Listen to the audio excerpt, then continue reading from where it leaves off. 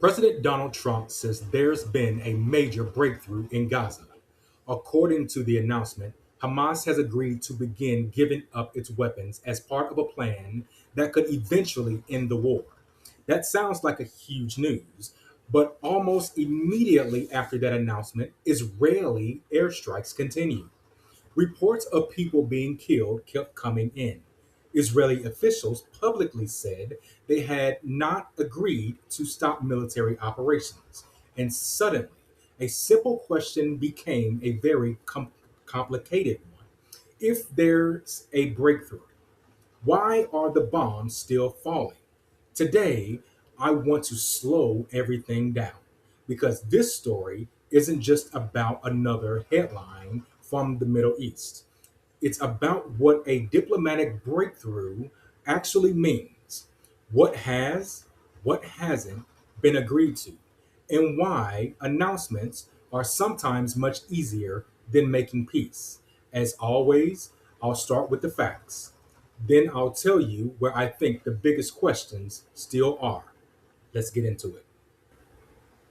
Over the weekend, President Trump announced what he described as a breakthrough in negotiations over Gaza. The headlines was that Hamas had agreed to begin a process of disarmament as part of a broader ceasefire plan. Now, if you follow this war at all, you know that's a big deal. One of Iran's major objectives since October 7th attacks have been making sure Hamas can no longer function as an armored military organization. So, hearing that Hamas is willing to discuss giving up weapons immediately gets people's attention. But while that announcement was making headlines, Israeli military operations continued inside of Gaza. Reports from hospitals and Palestinian medical officials says additional people, including civilians, were killed in strikes during the same period. Israel said it was targeting Hamas fighters and military infrastructures. Those two factors exist at the same time: a diplomatic announcement and an ongoing war.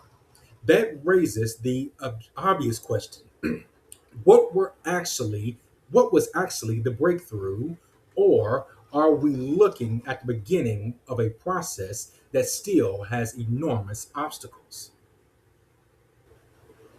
Now, here's where I think a lot of headlines leave out important context. The announcement wasn't that Hamas had surrendered. It wasn't that the war had officially ended. And it wasn't that Israel and Hamas had signed a final peace agreement. Instead, what was announced was a roadmap. Think of a roadmap like a construction plan of a house.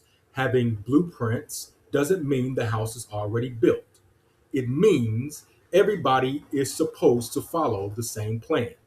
According to the proposal, Hamas would begin a phase process of giving up weapons.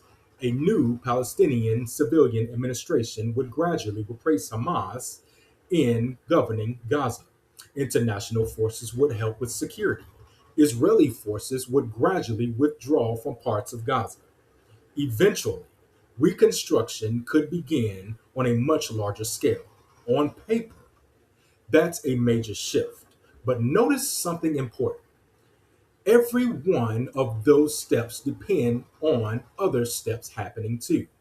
And that's where things get complicated. Let's clear up one misconception. When people hear Hamas agreed to disarm, many imagine fighters immediately stacking rifles in a giant pile. That's not what's being discussed. The proposal described a phased process. Some weapons would be transferred first. Other weapons would be secured later.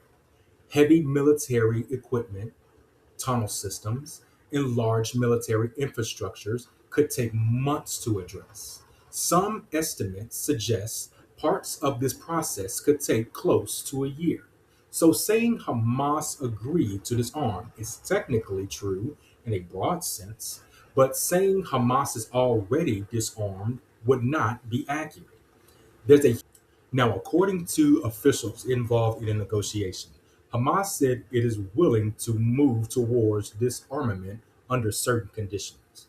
Those conditions include an end in Israeli military strikes, a phased Israeli withdrawal, a replacement government authority, international oversight, and long term political discussions about the future of Palestinians. In other words, Hamas is saying we're willing to move, but not by ourselves. Whether you agree with Hamas or strongly oppose Hamas, that's their position. And if we're trying to understand the negotiations, honestly, we need to understand what each side is actually saying.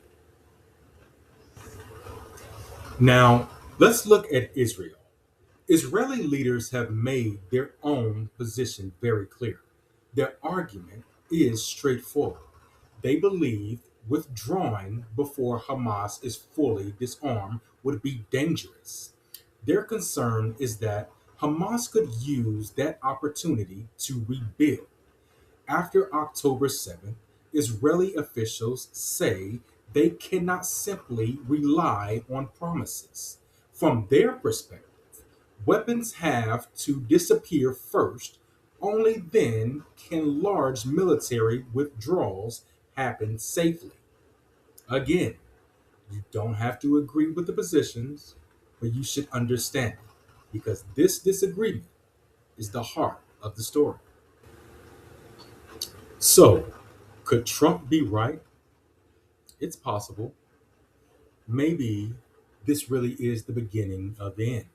Maybe difficult negotiations are happening behind the scenes.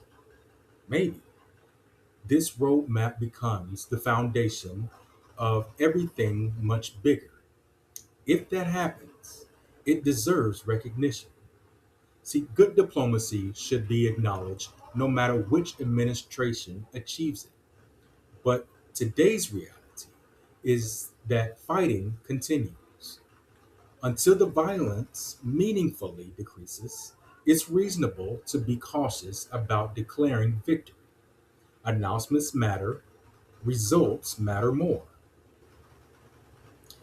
Here's what I think this story ultimately teaches us: peace isn't just about signing an agreement, it's about creating a system where both sides believe keeping that agreement is safer than breaking it. That's incredibly difficult when trust is almost non existent. In many conflicts, reaching an agreement is only the beginning. Implementing it is often the harder part. Sometimes someone has to move first. Who hands over weapons first? Who withdraws troops first? Who verifies compliance?